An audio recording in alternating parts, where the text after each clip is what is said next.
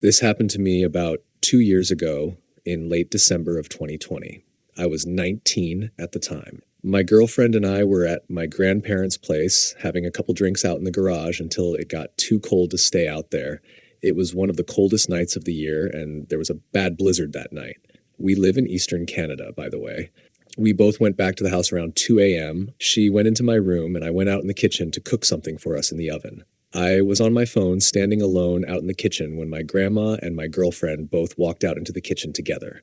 It was a bit strange because my grandma is never up that late, and it was even stranger that my girlfriend came out at the same time. The first thing my grandma said to me is, "Don't go back out there tonight. On a night like this, people lose their lives." I was a little bit freaked out because I was just about to head back out to the garage to grab something. I never told anyone I was going back out. My girlfriend and my grandma just stood there staring at me with the weirdest expressions I've ever seen, with very unnatural smiles that did seem right. My girlfriend then walked over and gave me a hug. When I grabbed her, she was ice cold. I commented about this, and when I mentioned how cold she was, her expression changed. Her smile faded, and she looked up at me with really serious, sad eyes and didn't say anything. There was something else I noticed too.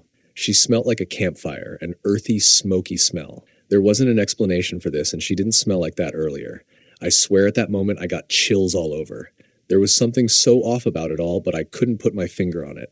My girlfriend whispered in my ear, "Don't go outside tonight."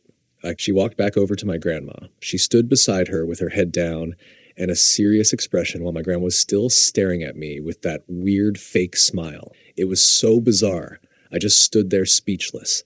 The wind began to literally howl outside.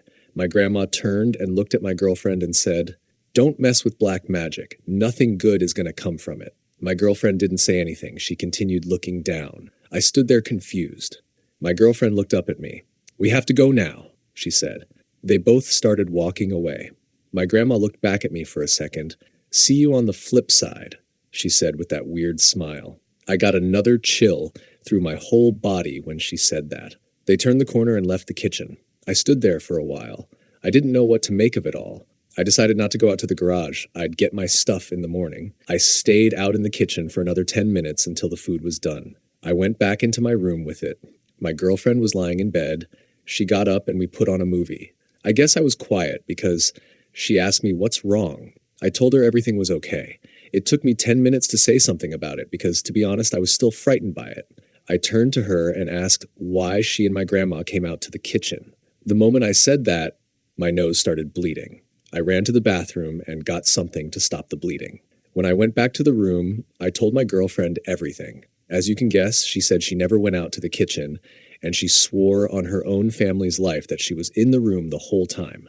She also didn't smell like smoke anymore. We went and woke up my grandma right after, and my grandma said the same thing. She actually thought we were trying to mess with her, and she didn't believe me. We were so freaked out after this, we had trouble sleeping for the rest of the night. The part that really messed my girlfriend up was when I told her about how cold she felt and how she smelt like smoke. The only explanation we could come up with was that maybe if I went outside that night, something bad would have happened to me. Maybe the spirits of dead relatives watching over me came to me in that form, so I wouldn't be scared and they could get the message through. The last part of it that made sense was the part about the black magic. My girlfriend just got a book about witchcraft from her friend the week prior. My girlfriend never opened the book again after this. She took what was said as a warning. To this day, I still get chills thinking about it, especially the last thing said. "See you on the flip side." This happened when I was 8 years old. I saw my dad in the bathroom drying himself after a shower. But the problem is that my dad was supposed to be in the office at that time. So I asked him, "Dad, when did you come home?" He didn't say anything. I asked again, and he closed the bathroom door on my face. I went to my room and didn't think much of it. 20 minutes later, Mom gave me and my little brother lunch.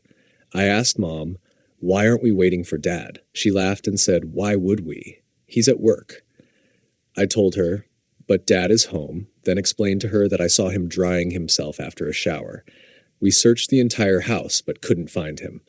After eating, my little brother and I took our afternoon nap.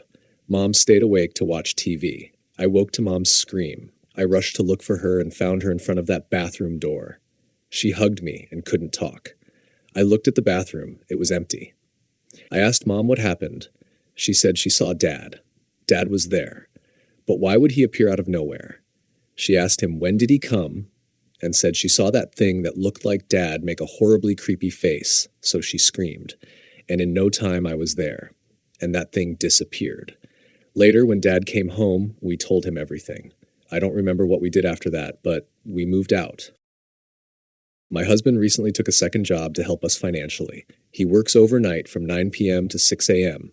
Last night was no different. He left home around 8:15 p.m. Our 11-year-old daughter and I decided to make it a movie night. Around 11 p.m., I heard keys in my back door and the usual sounds my husband makes when he comes home. I creeped out to the kitchen to make sure it was him, and it was. He told me he needed to grab his knee compression sleeve, walked down the hall, said hi to our daughter as he passed the living room, and went upstairs.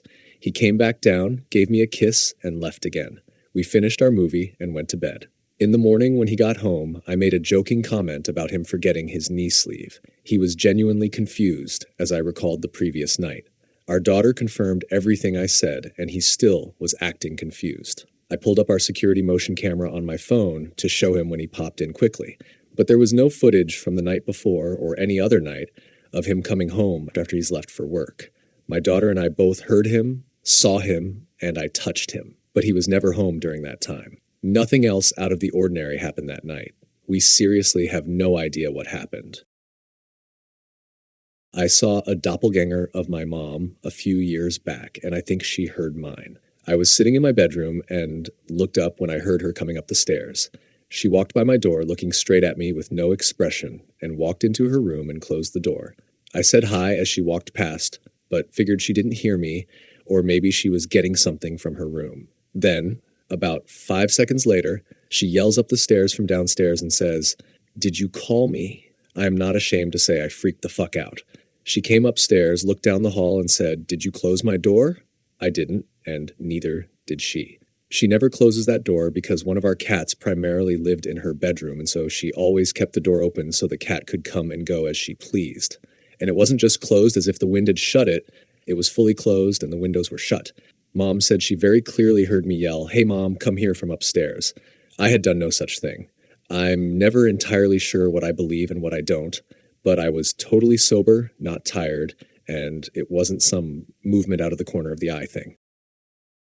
Around 15 years ago, when both of my kids were toddlers, I was putting them to bed one night, and my son was adamant that he wear his favorite red race car pajamas.